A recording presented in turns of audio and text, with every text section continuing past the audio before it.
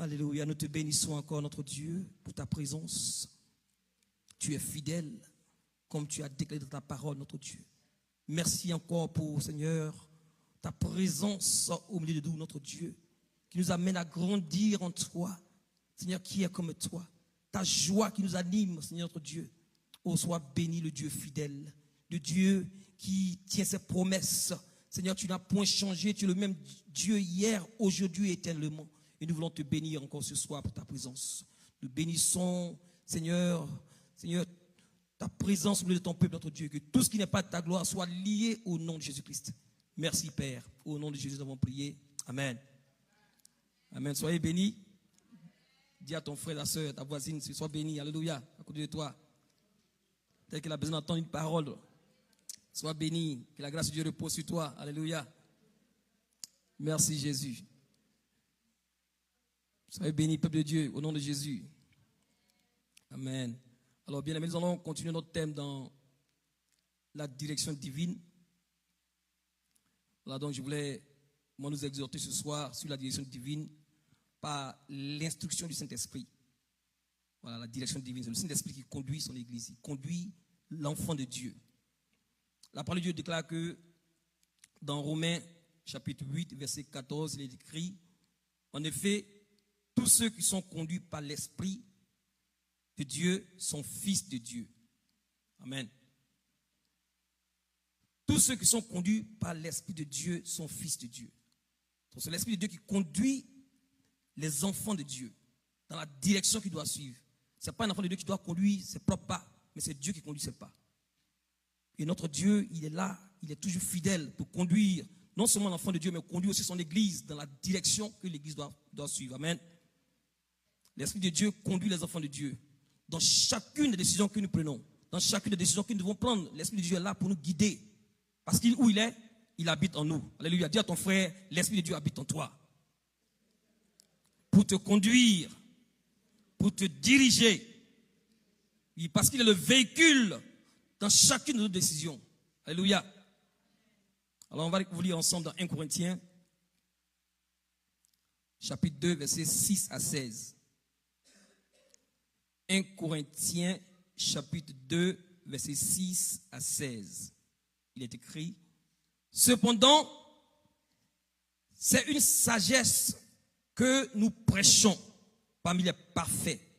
Sagesse qui n'est pas de ce siècle, ni des chefs de ce siècle, qui vont être anéantis. Nous prêchons la sagesse de Dieu, mystérieuse et cachée, que Dieu, avant les siècles, avait destinée pour notre gloire. Sagesse qu'aucun des chefs de ce siècle n'a connue. Car s'ils l'eussent connue, ils n'auraient pas crucifié le Seigneur de gloire. Mais, comme il est écrit, ce sont des choses que l'œil n'a point vues, que l'oreille n'a point entendues, et qui ne sont point montées au cœur de l'homme. Des choses que Dieu a préparées pour ceux qui l'aiment. Dieu nous les a révélées par son esprit. Car l'esprit sonde tout, même les profondeurs de Dieu. Lequel des hommes, en effet, connaît les choses de l'homme, si ce n'est l'esprit de l'homme qui est en lui. De même, personne ne connaît les choses de Dieu, si ce n'est l'esprit de Dieu. Or, nous n'avons pas reçu l'esprit du monde, mais l'esprit qui vient de Dieu, afin que nous connaissions les choses que Dieu nous a données par sa grâce. Et nous en parlons non avec les discours qu'enseigne la sagesse humaine, mais avec ce qu'enseigne l'esprit, employant un langage spirituel pour les choses spirituelles. Mais l'homme animal ne reçoit pas les choses de l'esprit de Dieu, car elles sont une folie pour lui, et il ne peut les comprendre parce que c'est spirituellement qu'on en juge. L'homme spirituel, au contraire, juge de tout, et il n'est lui-même jugé par personne. Qui a connu les pensées du Seigneur pour l'instruire? Or nous avons les pensées de Christ. Dis à ton frère, tu as les pensées de Christ. Alléluia. Alléluia. Tu as les pensées de Christ. Gloire à Jésus. Alors, Paul ici parle à l'église de Corinthe. Il parle de cette sagesse de Dieu, mystérieuse et cachée. Et c'est seuls ceux qui ont fini avec l'ancienne nature qui peuvent comprendre la sagesse de Dieu, mystère ou mystérieuse cachée. La sagesse de Dieu est une folie pour ceux qui ne connaissent pas, ceux qui périssent, comme il est dit ici, clairement. L'homme animal ne reçoit pas les choses de l'Esprit de Dieu, car elles sont une folie pour lui. Mes frères, si nous voulons vivre selon la sagesse de Dieu, les gens du monde ne vont pas nous comprendre. Si nous voulons vivre selon l'Esprit de Dieu, les gens de ce monde ne vont pas nous comprendre. Et mais Dieu nous appelle à vivre selon sa sagesse, vivre selon son esprit. L'Esprit de Dieu doit conduire les enfants de Dieu à marcher par l'Esprit, à vivre par l'Esprit. L'homme naturel ne peut pas comprendre les choses de l'Esprit. C'est-à-dire que Dieu va te dire de faire quelque chose que l'être humain, dans sa chair, ne peut pas comprendre. Il va dire, mais comment tu peux faire tout comme ça? Comment tu peux aimer ton ennemi? Comment tu peux faire du bien à celui qui cherche à te maltraiter? Comment tu peux prier pour eux? C'est seulement, si seulement tu as la sagesse de Dieu, si tu as l'Esprit de Dieu en toi, tu peux le faire. Alléluia. Et tu as l'Esprit de Dieu en toi, mon frère, ma soeur. Donc, tout ce que la nouvelle nature, quand nous sommes en Christ, nous avons cette nouvelle nature. C'est là que nous pouvons comprendre les perfections, les choses que Dieu a préparées pour nous. Et c'est seulement le Saint-Esprit qui peut sonder les choses, les profondeurs de Dieu. Dis à ton voisin, tu es destiné à la gloire éternelle. Il faut qu'il comprenne cela parce qu'il a l'Esprit de Dieu en lui. Dit que tu es destiné à la gloire éternelle. Parce que l'Esprit de Dieu habite en toi. Alléluia. Donc le ministère du Saint-Esprit dans la vie du chrétien est vraiment vital. On ne peut pas être chrétien sans avoir le Saint-Esprit en soi. Parce que quand le Saint-Esprit est en toi, tu peux accomplir la volonté de Dieu. Dieu veut que nous puissions accomplir sa volonté. Et c'est seulement par le Saint-Esprit que nous pouvons faire cette volonté. Il faut comprendre que le Saint-Esprit est la source de la vie chrétienne. Quand tu as reçu le Saint-Esprit en toi, tu peux vraiment vivre cette vie chrétienne. Parce que sans le Saint-Esprit, il est impossible de vivre cette vie chrétienne. Nous avons besoin d'être remplis du Saint-Esprit et de marcher par l'Esprit et de vivre par l'Esprit.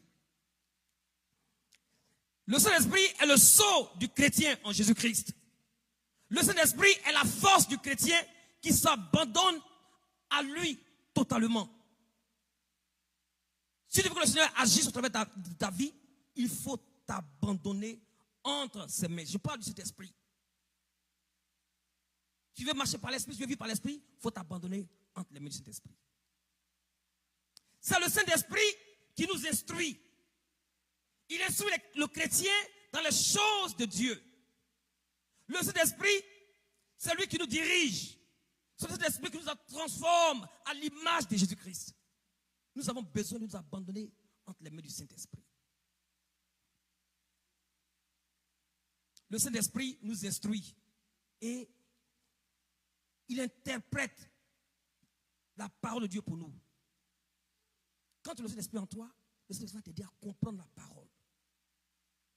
Regardons ensemble dans Jean 15, versets 26 à 27, ce que le Seigneur lui-même dit. Il dit, quand sera venu le consolateur que je vous enverrai de la part du Père, l'Esprit de vérité qui vient du Père, il rendra témoignage de moi. Et vous aussi, vous rendrez témoignage de moi parce que vous êtes avec moi dès le commencement.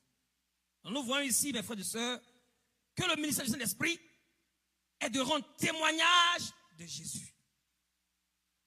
Quand le Saint-Esprit est en toi, tu dois rendre témoignage de Jésus.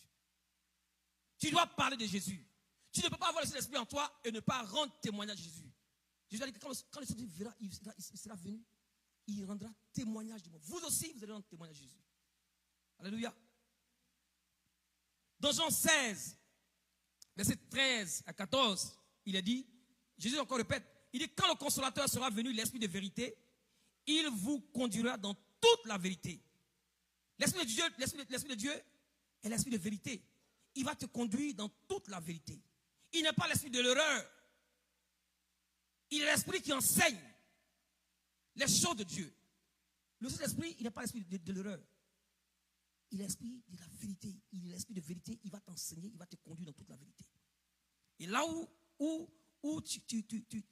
tu vois, ou tu sens que quelqu'un a dit quelque chose qui n'est pas la part de Dieu, tu sauras parce que l'Esprit de Dieu est en toi.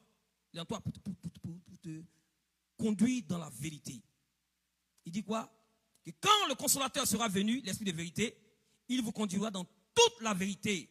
Car il ne parlera pas de lui-même, mais il dira tout ce qu'il aura entendu et il vous annoncera les choses à venir.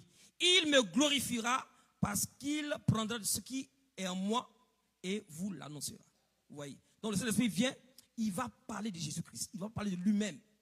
L'Esprit de Dieu parle de Jésus, il témoigne. Donc le ministère du Saint-Esprit dans la vie du chrétien est un ministère d'enseignant. Le Saint-Esprit en toi, il va t'enseigner. Il veut que tu puisses connaître vraiment qui est Jésus. Il veut que tu sois conforme à Jésus. Le Saint-Esprit veut nous amener à comprendre les vérités bibliques. Mais sans le Saint-Esprit, tu ne peux pas comprendre les vérités bibliques. Ton intelligence ne peut pas te faire comprendre les vérités bibliques. Tu as besoin du Saint-Esprit pour t'enseigner les vérités bibliques. Quand je dis tu, c'est que mon monsieur inclut, que nous avons besoin de nous laisser enseigner par le Saint-Esprit. C'est pourquoi chaque jour, nous avons besoin de prier que le Saint-Esprit soit notre enseignant. Tu es à la maison, ou bien nous sommes à l'église, sur la ligne de prière, nous avons besoin de prier que le Saint-Esprit soit notre enseignant. On ne veut pas entendre la voix des hommes, on veut entendre la voix de Dieu. Et c'est la voix de Dieu, c'est la direction divine pour nous amener à faire la volonté de Dieu. Alors, le Saint-Esprit,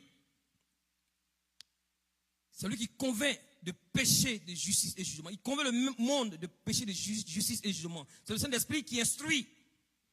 Il simplifie la parole et nous donne la grâce de répondre à la part de Dieu. Le Saint-Esprit simplifie la parole.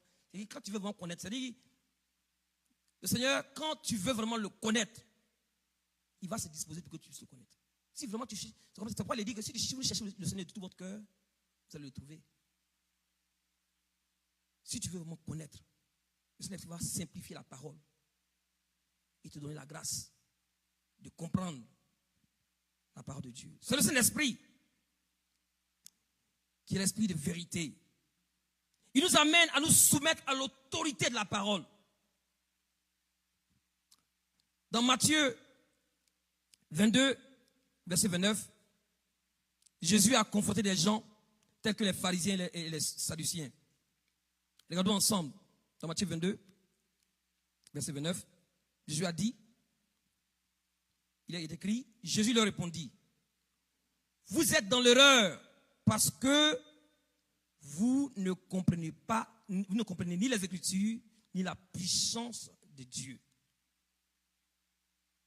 Jésus avait repris ces gens-là parce que quelqu'un a posé une question, parce qu'une personne qui était morte et sa femme était restée, donc son frère. Il y a eu 7 personnes qui ont épousé la même femme. Donc il s'était posé la question, qui allait vraiment le mari de la femme quand ils allaient être au ciel. Jésus a dit que Jésus a répondu, il dit, vous êtes dans l'erreur. À faire des mariages, c'est qui va quitter son mari en haut là-bas? Jésus dit qu'ils sont dans l'erreur ici. Parce qu'ils ne comprennent ni les Écritures, ni la puissance. Vous comprenez que les Écritures et la puissance vont ensemble. Dieu veut qu'on puisse comprendre les Écritures. Voilà, donc Jésus les a repris ici, pour les faire comprendre. Dans 2 Pierre 1, verset 20 à 21, il est dit, sachant tout d'abord vous-même qu'aucune prophétie de l'Écriture ne peut être un sujet d'interprétation particulière, car ce n'est pas par la volonté d'homme qu'une prophétie a jamais été apportée, mais c'est poussé par le Saint-Esprit que des hommes ont parlé de la part de Dieu. Un vrai serviteur de Dieu, il parle toujours, il est poussé par le Saint-Esprit et il parle. C'est-à-dire tout ce qui sort de sa bouche, c'est tout le Saint-Esprit qui accompagne tout ce qu'il est en train de dire. Mais ces pharisiens-là et ces Sadducéens-là, ils n'avaient pas le Saint-Esprit en eux pour comprendre les choses de l'Esprit. C'est pourquoi Jésus leur a fait comprendre que ouais, vous êtes en erreur. Vous ne comprenez ni les Écritures, ni la puissance de Dieu. Nous avons besoin de nous abandonner entre les mains de cet esprit. Nous avons besoin de laisser le Saint-Esprit nous enseigner la parole de Dieu. Le Saint-Esprit est l'esprit de révélation. Dieu parle par l'esprit au travers de sa parole. Le Saint-Esprit est l'esprit de l'illumination. Si tu as besoin d'être illuminé, tu as besoin de comprendre, tu demandes au Saint-Esprit. Si tu pries, le Seigneur va te révéler les choses que tu n'aurais pas. Le Saint-Esprit nous illumine les yeux de nos cœurs pour que nous puissions voir notre Seigneur. Il dirige, il nous transforme. C'est pourquoi nous devons dépendre du Saint-Esprit, mes frères. Alors, comment nous pouvons connaître les profondeurs de Dieu? Alors, regardons dans le texte de base, à partir du verset 10, il est dit quoi? Il est dit, Dieu nous les a révélés par l'Esprit. Car l'Esprit sonde tout, même les profondeurs de Dieu. Comment nous pouvons connaître les profondeurs de Dieu, mes frères et sœurs? C'est seulement par le ministère du Saint-Esprit que nous pouvons connaître les profondeurs de Dieu. Car le Saint-Esprit, l'Esprit de Dieu, sonde tout, même les profondeurs de Dieu. On ne peut pas connaître les profondeurs de Dieu en regardant CNN. On ne peut pas comprendre les profondeurs de Dieu en regardant, même en étant avec les clubs voilà, de votre région. Si tu viens de l'ouest, du sud, tu ne peux pas comprendre les profondeurs de Dieu sans le Saint-Esprit. C'est le Saint-Esprit seulement qui nous fait comprendre, qui nous amène à comprendre les profondeurs de Dieu. Et c'est pourquoi nous devons nous abandonner entre les mains du Saint-Esprit. Le Saint-Esprit veut nous faire comprendre des choses très importantes, des choses que Dieu veut nous enseigner.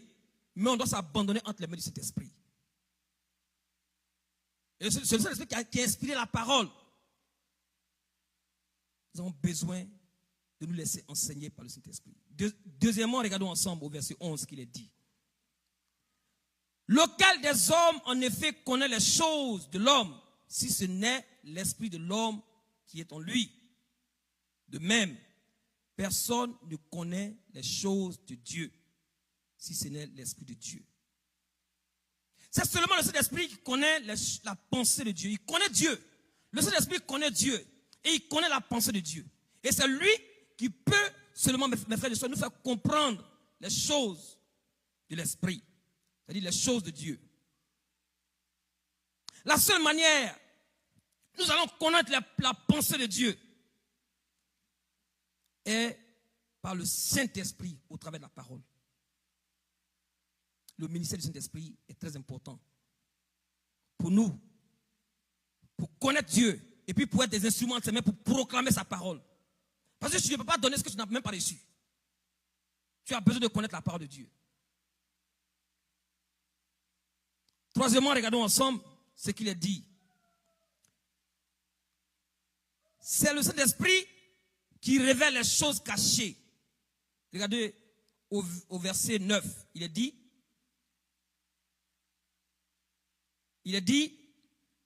car l'Esprit sonde tout, même les profondeurs de Dieu. Mais, comme il est écrit, ce sont des choses que l'œil n'a point vues, que l'oreille n'a point entendues, et qui ne sont point montées au cœur de l'homme. Des choses que Dieu a préparées pour ceux qui l'aiment. les choses qui ne sont pas montées au cœur de l'homme, les choses que l'œil n'a point vues, les oreilles n'ont point entendu, les choses que Dieu a préparées pour ceux qui l'aiment. Dieu, le Saint-Esprit, sonde les profondeurs de Dieu.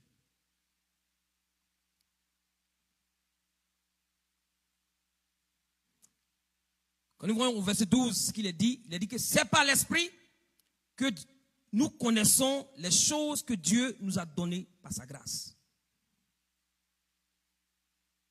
C'est par l'Esprit que nous pouvons connaître les choses que Dieu nous a données par sa grâce. C'est seulement par le Saint-Esprit que Dieu peut nous révéler les choses que qui nous ont été données par sa grâce. Et sans le Saint-Esprit, on ne peut pas connaître ces choses. Et le chrétien a besoin de s'attacher au Saint-Esprit. Vivre, avoir cette communion avec le Saint-Esprit. Pour connaître ce que Dieu a préparé pour nous.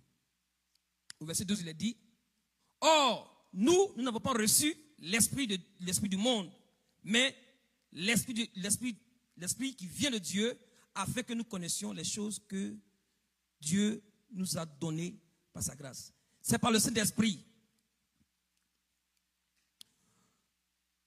que nous pouvons, mes frères et sœurs, connaître les choses que le Père nous a données gratuitement. C'est pourquoi il est important de maintenir notre communion avec le Saint-Esprit. Il est vraiment important de maintenir cette communion avec le Saint-Esprit. Au verset 14, il est dit, c'est le Saint-Esprit qui nous donne le discernement. Nous vivons vraiment dans des temps vraiment sont très, très difficiles, des temps vraiment critiques. Et nous avons besoin, mes frères et sœurs, du discernement. Il est dit au verset 14, mais l'homme animal ne reçoit pas les choses de l'esprit, car elles sont une folie pour lui. Et il ne peut les connaître, parce que c'est spirituellement qu'on en juge. Vous voyez comment il est vital d'avoir le ministère du Saint-Esprit dans la vie de l'enfant de Dieu, dans la vie du chrétien. Le Saint-Esprit nous enseigne et il nous montre la direction pour que nous puissions suivre et grandir spirituellement. Et c'est pourquoi il a dit dans 1 Thessaloniciens 4, versets 1 à 8. Maintenant donc, frères et sœurs, vous avez appris de nous comment vous devez vous conduire et plaire à Dieu. Et c'est ce que vous faites. De même, nous vous demandons et nous vous y encourageons dans le Seigneur Jésus, progressez encore. Vous savez en effet quelle instruction nous avons donnée de la part du Seigneur, c'est que ce que Dieu veut, c'est votre progression dans la sanctification. C'est que vous vous abstenez à l'immoralité sexuelle. C'est que chacun de vous sache garder son corps dans la consécration et dans la dignité, sans se livrer à des passions du désir comme les membres des autres peuples qui ne connaissent pas Dieu. C'est que personne dans son domaine ne fasse du tort à son frère ou ne porte atteinte à ses droits, parce que le Seigneur fait justice à tous ses actes, comme nous l'avons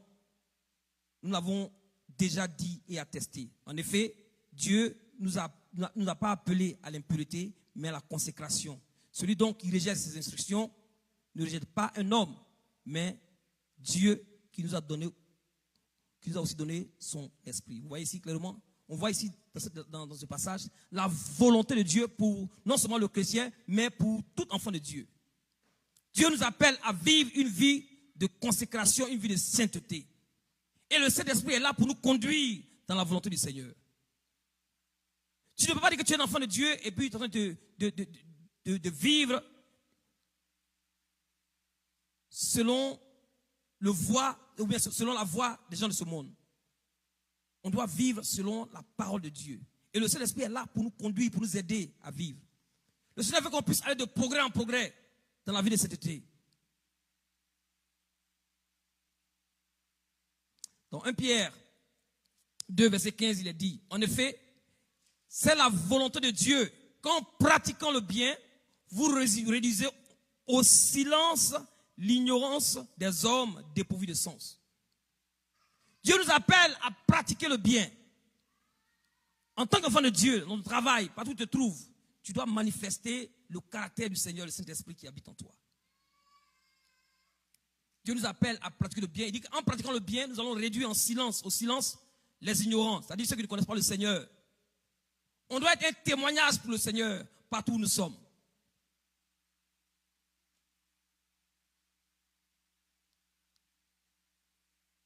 Et ici, c'est dans le contexte de la soumission aux autorités. C'est-à-dire, le gouverneur, il a donné quelque chose. C'est-à-dire que toutes les lois qui vont nous donner qui ne sont pas contraires à la volonté de Dieu, on doit se soumettre. L'enfant de Dieu doit être un exemple. Par nos vies, les païens doivent voir Jésus. Par nos vies, les païens doivent vouloir ce que nous avons. On doit manifester le caractère du Seigneur dans une vie de soumission. Mais si c'est toi qui es chrétien, au travail là-bas, tu es premier à faire protestation. Parce qu'on ne nous a pas payé. C'est un mec qui prend pancarte en train de faire le tour des choses, du building. Dieu ne nous a pas appelé à faire des choses. Il veut que tu sois ici, là, pour qu'on puisse être témoin pour parler, pour révéler Jésus-Christ. Alléluia. C'est-à-dire que tout ce qu'on fait, toutes les décisions que nous prenons, est-ce que ça glorifie le Seigneur? C'est pourquoi il a dit que tout ce que vous faites, faites tout pour la gloire du Seigneur. Si ce que tu fais n'est pas de la gloire du Seigneur, il ne faut pas faire. Il dit pratiquez le bien. Vous réduisez au silence l'ignorance des hommes dépourvus de sens. Parce que nous étions comme eux. Avant, on faisait protestation, on suivait le train de ce monde. Mais maintenant, on a reçu Jésus-Christ, notre attitude change. Et c'est le Saint-Esprit qui est en nous, qui nous aide à faire la volonté de Dieu. Dans Éphésiens 5, verset 17, il est dit, c'est pourquoi ne soyez pas stupides, mais comprenez quelle est la volonté du Seigneur. Nous devons toujours rechercher la volonté du Seigneur par le Saint-Esprit. Dans toutes les décisions que nous allons prendre, mes frères, nous devons toujours rechercher la volonté du Seigneur.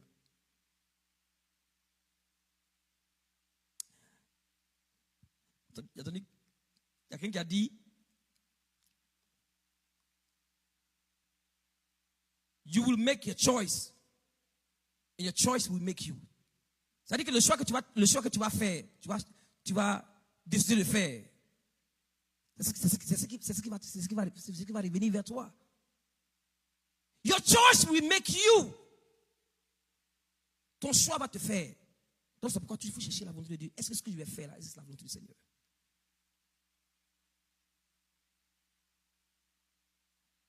Dieu nous a destinés à une gloire éternelle. Il faut que tu saches qui tu es. Tu n'es pas n'importe qui. C'est vrai, tu n'es pas n'importe qui. Cherche, laisse-toi, abandonne-toi entre les mains du Saint-Esprit. Dieu a des promesses merveilleuses pour toi. Il ne faut pas te minimiser, il ne faut pas chercher des miettes. Cherche le meilleur, recherche la volonté du Seigneur pour ta vie. Recherche la volonté du Seigneur pour ta famille. Recherche la volonté du Seigneur pour tes enfants.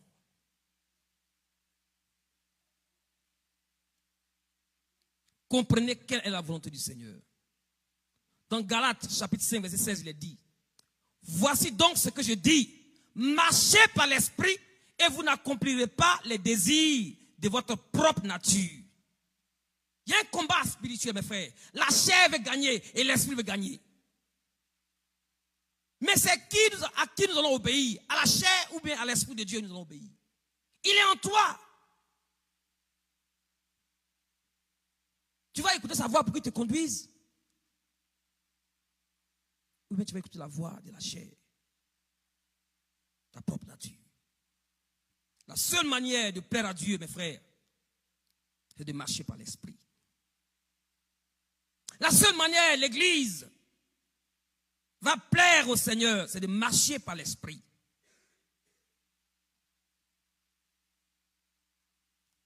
C'est en nous soumettant à la voix du Saint-Esprit. C'est ça, marcher par l'esprit. Dans Actes,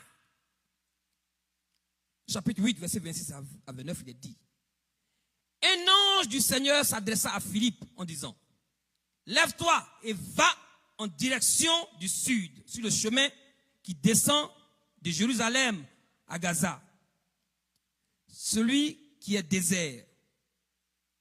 Il se leva et partit. Or, un eunuque éthiopien, haut fonctionnaire de Candace, la reine d'Éthiopie, et administrateur de tous ses trésors, était venu à Jérusalem pour adorer. Il repartait assis sur son char et il lisait le prophète Ésaïe. L'Esprit dit à Philippe: avance et approche-toi de ce char. Vous voyez? L'Esprit dit à Philippe. Pourquoi? Parce que Philippe était en communion avec l'Esprit de Dieu. C'est pourquoi l'Esprit de Dieu peut lui parler. C'est pourquoi l'Esprit de Dieu peut lui dire: avance-toi. Et quand Philippe allait pour annoncer la parole à cet homme, cet Éthiopien, le Saint-Esprit conduit. Il nous conduit pour annoncer la parole de Dieu. Un autre exemple encore, mes frères. Dans Actes 13, verset 2 et verset 4, il est dit: pendant qu'il rendait un culte au Seigneur et qu'il jeûnait, le Saint-Esprit dit: mettez-moi à part Barnabas et Saul pour la tâche à laquelle je les ai appelés. Le Saint-Esprit parle. Il parle. Il nous instruit. Il nous montre la direction que nous devons suivre. Et nous devons nous soumettre à sa voix. Au verset 4, il est dit: envoyés par le Saint-Esprit, Barnabas et Saul descendirent à celui-ci, d'où ils embarquèrent pour l'île de Chypre.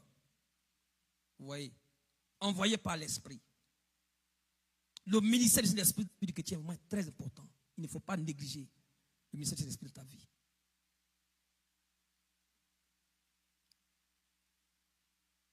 Tu viens à l'église chaque jour et le Saint-Esprit parle. Tu as besoin de te soumettre à sa voix.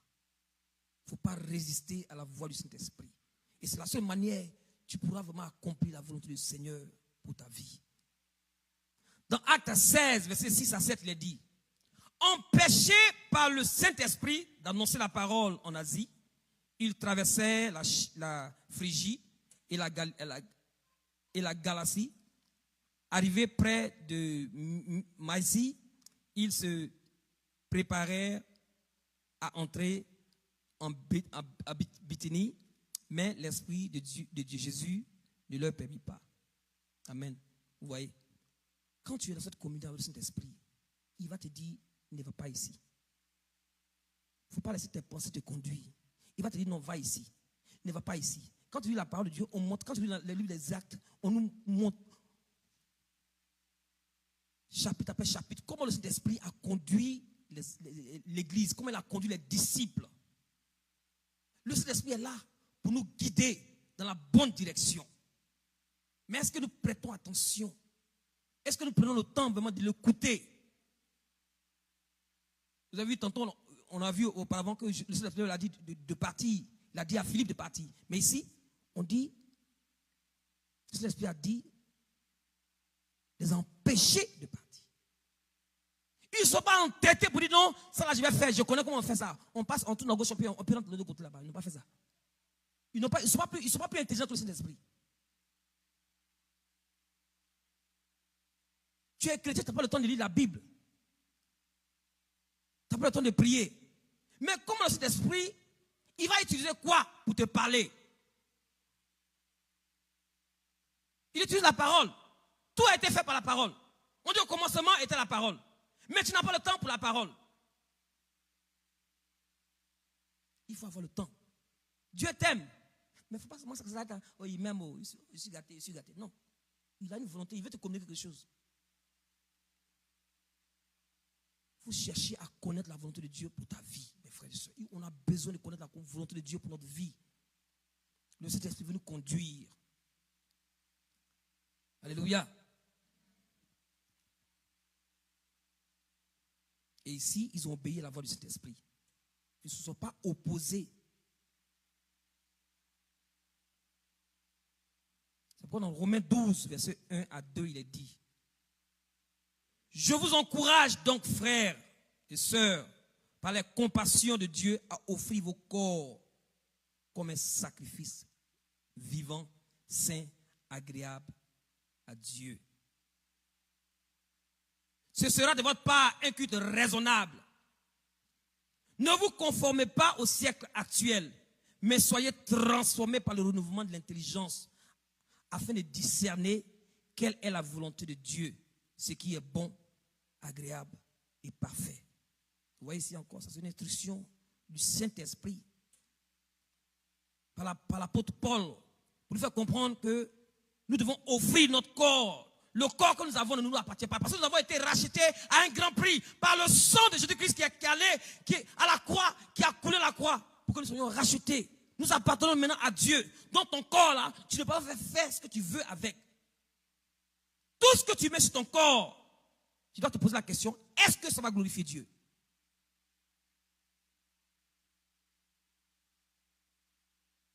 Je ne m'appartiens pas à moi-même. Tout ce que je porte, est-ce que ça va glorifier Dieu? Je veux que les gens me regardent ou bien je veux que Dieu me regarde?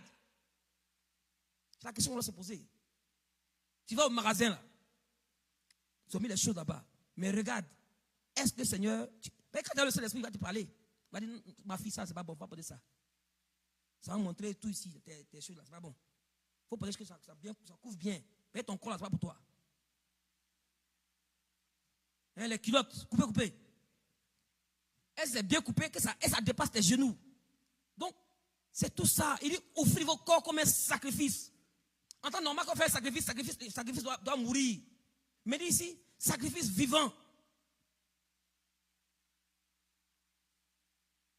Il faut comprendre les choses de l'esprit. Nous devons offrir nos corps comme un sacrifice vivant, saint, agréable à Dieu. On ne doit pas se conformer à ce siècle présent. Ce monde, les gens ils ne connaissent pas Dieu. C'est vrai, peut-être qu'on va dans la même école, mais ils ne connaissent pas Dieu. Tout ce que nous, on doit être la lumière pour eux. Partout où on va, on doit être la lumière. Mais si ils se confondent à nous, c'est un problème. Où la différence?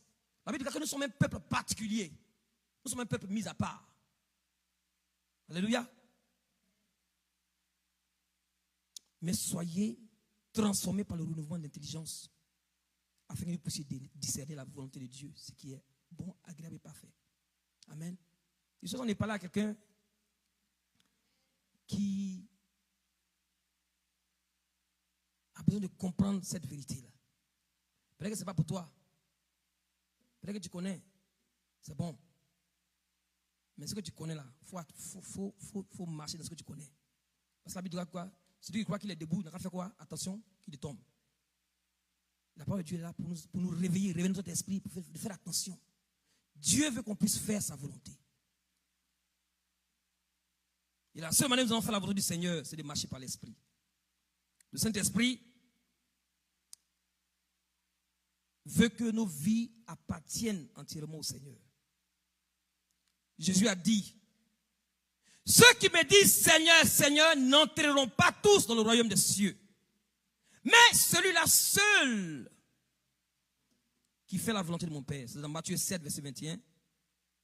Seigneur, Seigneur, n'entreront pas tous dans le royaume des cieux, mais seulement celui qui fait la volonté de mon Père. Et ici, c'est Jésus lui-même qui parle. Vous voyez, Jésus est venu dans la chair pour faire quoi? La volonté de son Père. Depuis le même l'âge de 12 ans, il était concerné à faire la volonté de son Père.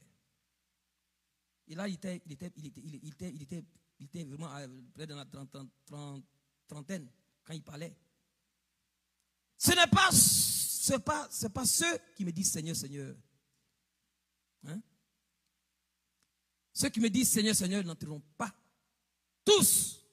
Dans un temps normal, il y a d'autres qui vont entrer et il y a d'autres qui ne vont pas entrer. C'est-à-dire que tout est mélangé là. Mais ce n'est pas eux tous. C'est ceux qui font seulement la volonté du Seigneur. Alléluia. Donc, dans quelle catégorie tu te trouves?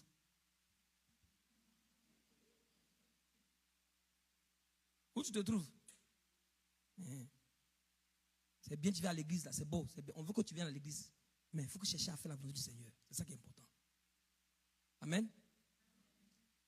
Donc, le désir de Dieu pour chacun de nous, mes frères, est de nous laisser diriger par son esprit, afin de faire sa volonté. L'esprit de Dieu réside en toi pour t'instruire, pour te diriger, pour te montrer la direction à suivre. L'église du Seigneur ne doit pas se conformer à ce siècle présent, mais elle doit discerner la volonté de Dieu par la présence du Saint-Esprit. Le monde marche selon sa volonté. Mais toi, en tant qu'enfant de Dieu, tu dois marcher selon la volonté du Seigneur.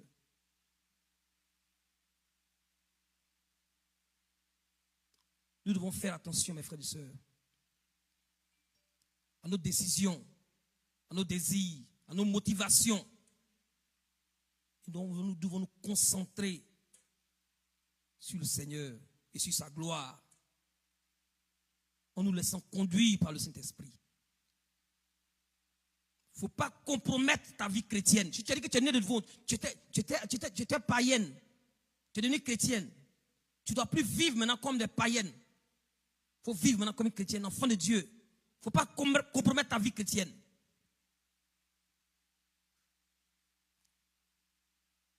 Il ne faut pas écouter la voix de la chair, il ne faut pas écouter la voix du diable. Parce que tout ce que le diable fait, il cherche à te faire sortir de la volonté de Dieu. Nous devons rester dans la volonté de Dieu en obéissant à la voix du Saint-Esprit. Le Saint-Esprit veut nous conduire. C'est vrai que le message n'est pas pour toi ce soir. C'est vrai que c'est pour une personne à qui tu as besoin de faire comprendre. Qui est en train de marcher non selon la volonté du Seigneur. Tu dois amener cette personne à comprendre que tu es un enfant de Dieu. Tu dois vivre selon la volonté du Seigneur. Alléluia. Alors, nous avons fini ce soir. Tout ce que je voulais dire ce soir, c'est pour que nous puissions vraiment nous laisser conduire par le Saint-Esprit, mes frères et sœurs. Le Saint-Esprit est là pour nous conduire, nous diriger. Alors, reçois cette parole, pas comme venant d'un homme, mais venant de Dieu, parce que Dieu t'aime. Il veut te conduire, il veut te diriger. Recherche à faire la volonté de Dieu pour ta vie. Recherche à faire la volonté de Dieu pour ta famille. C'est ça qui est important. Toutes les autres choses, c'est éphémère. La volonté de Dieu, c'est ce qui va t'amener dans la gloire de Dieu. Alléluia. Alors on va se lever, mes frères et sœurs, et nous allons prier. Alléluia. On acclame le Seigneur notre Dieu. Acclamons Jésus. Que le nom du Seigneur soit béni. Alléluia. On va se tenir debout pour prier. On va remercier le Seigneur pour sa parole. Tu vas prier ce soir que le Saint-Esprit qui habite en toi te donne la force et le courage de lui obéir, de ne pas résister à sa voix. Tu vas demander au Saint-Esprit de t'aider à être sensible à sa voix et de refuser toute décision de la chair pour t'amener sur le terrain de la désobéissance, ce qui est contraire à la volonté de Dieu. Alors prie, élève la voix et prie, demande au Seigneur. Et si tu ne demandes pas, rien ne va se passer. Demande au Seigneur. Alors ouvrons la bouche et prions ensemble au nom de Jésus-Christ. Alléluia. Seigneur, nous te bénissons encore ce soir pour ta parole. La direction du Saint-Esprit dans la vie de ton peuple. Aide ton peuple, aide ton église, notre Dieu, à obéir, notre Dieu, à marcher dans l'obéissance comme notre Seigneur Jésus-Christ qui a obéi jusqu'à la mort de la croix. Jésus a obéi à Seigneur, à ta volonté. Seigneur, aide ton église, aide mes frères et sœurs, notre Dieu, à ne pas se laisser conduire par la chair ou par les suggestions du diable. Seigneur, aide-nous ce soir par la puissance de ton esprit, parce que l'esprit de Dieu que nous avons reçu, c'est l'esprit d'obéissance. Que tout ce qui s'oppose à ta volonté dans la vie de ton peuple soit détruit au nom de Jésus-Christ. Que la puissance du Saint-Esprit qui est en nous amène, Seigneur, à marcher dans ta volonté, Seigneur, à nous conduire, Seigneur, et à marcher par l'Esprit. Ô Seigneur notre Dieu, prends le contrôle de la vie de ton peuple. Merci encore pour ta grâce que tu nous accordes, notre Dieu, pour ton Saint-Esprit qui nous enseigne, ton Saint-Esprit qui nous montre la voie que nous devons suivre. Ô Seigneur notre Dieu, merci pour tous tes bienfaits. Sois béni encore pour ta fidélité, Père. Dans le nom de Jésus, nous avons prié. Amen. Amen. Soyez bénis.